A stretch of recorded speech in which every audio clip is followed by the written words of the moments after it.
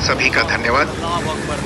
जैसा कि आप सभी जानते हैं, 22 अप्रैल 2025 को लश्कर तैयबा से संबंधित पाकिस्तानी और पाकिस्तान प्रशिक्षित आतंकवादियों ने भारत में जम्मू और कश्मीर के पहलगाम में भारतीय पर्यटकों पर बर्बरतापूर्ण हमला किया।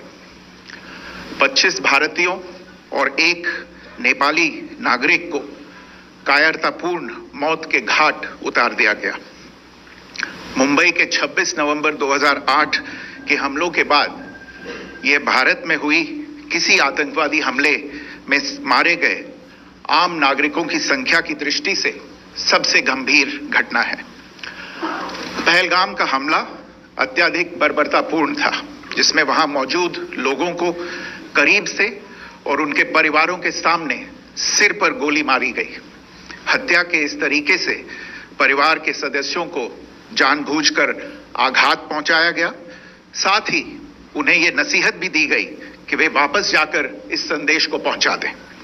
यह हमला स्पष्ट रूप से जम्मू और कश्मीर में बहाल हो रही सामान्य स्थिति को बाधित करने के उद्देश्य से किया गया था।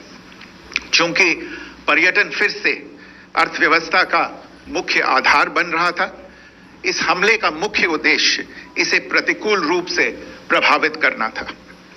पिछले वर्ष आप सभी जानते हैं 2.25 करोड़ से अधिक पर्यटक कश्मीर आए थे।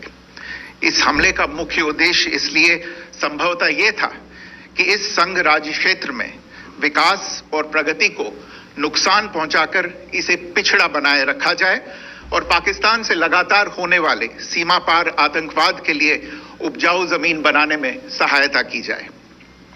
हमले का यह तरीका जम्मू और कश्मीर और शेष राष्ट्र दोनों में सांप्रदायिक दंगे भड़काने के उद्देश्य से भी प्रेरित था।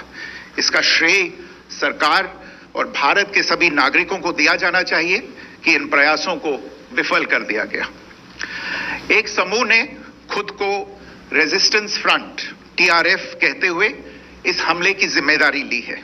यह समूह संयुक्त राष्ट्र द्वारा प्रतिबंधित पाकिस्तानी आतंकवादी समूह लश्कर तैयबा से जुड़ा हुआ है।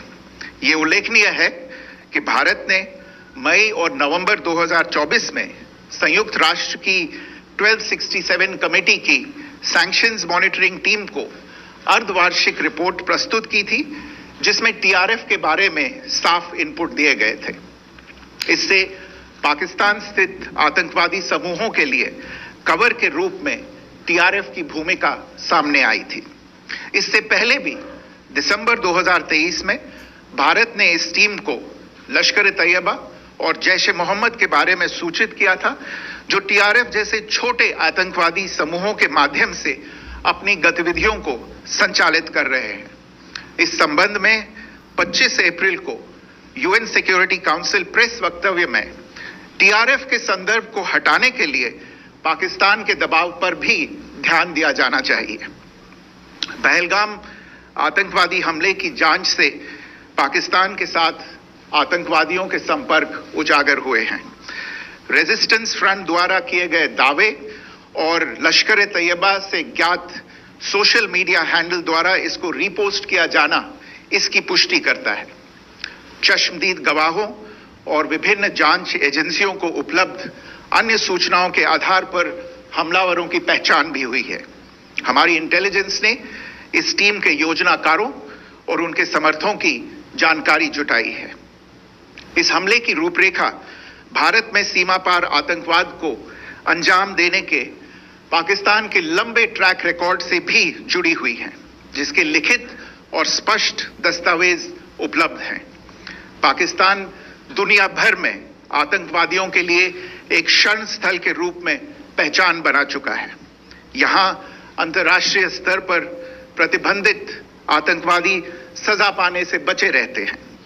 इसके अलावा पाकिस्तान ने इस मुद्दे पर विश्व और फाइनेंशियल एक्शन टास्क फोर्स जैसे अंतर्राष्ट्रीय मंचों को जानबूझकर गुमराह करने के लिए भी जाना जाता है। साजिद मीर का मामला, जिसमें इस आतंकवादी को पाकिस्तान ने मृत घोषित कर दिया था और फिर अंतर्राष्ट्रीय दबाव के परिणाम स्वरूप वो जीवित पाया गया, इसका सबसे स्पष्ट उदाहरण है।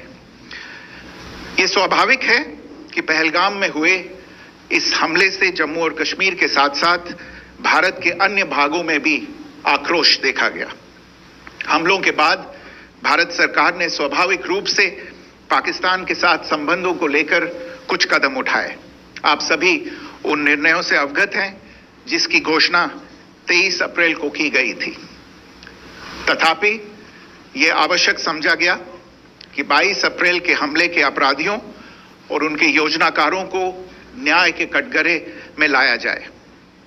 हमलों के एक पखवाड़े के बाद भी पाकिस्तान द्वारा अपने क्षेत्र या अपने नियंत्रण वाले क्षेत्रों में आतंकवादियों की इंफ्रास्ट्रक्चर के विरुद्ध कार्यवाही करने के लिए कोई स्पष्ट कदम नहीं उठाया गया है। उल्टे वो इनकार करने और आरोप लगाने में ही लिप्त रहा है। पाकिस्तान आधारित आतंकवादी मॉड्यूल्स पर हमारी खुफिया निगरानी ने संकेत दिया है कि भारत के विरुद्ध आगे भी हमले हो सकते हैं। अतः इनको रोकना और इनसे निपटना दोनों को बेहद आवश्यक समझा गया। आज सुबह, जैसा कि आपको ज्ञात होगा, भारत ने इस तरह के सीमा पार हमलों का जवाब देने और उन्हें रोकने तथा उनका प्रतिरोध करने के अपने अधिकार का प्रयोग किया है। यह कार्यवाही नपीतुली, नॉन एस्केलेटरी, आनुपातिक और जिम्मेदारीपूर्ण है। यह आतंकवाद की इंफ्रास्ट्रक्चर को समाप्त करने और भारत में भेजे जाने वाले संभावित आतंकवादियों को अक्षम बनाने पर केंद्रित है।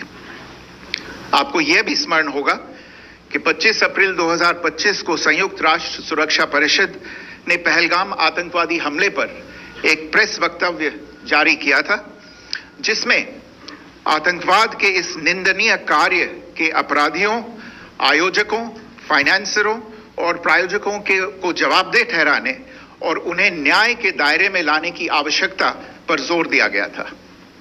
भारत की आज की इस कार्यवाही को इसी संदर्भ में देखा जाना चाहिए।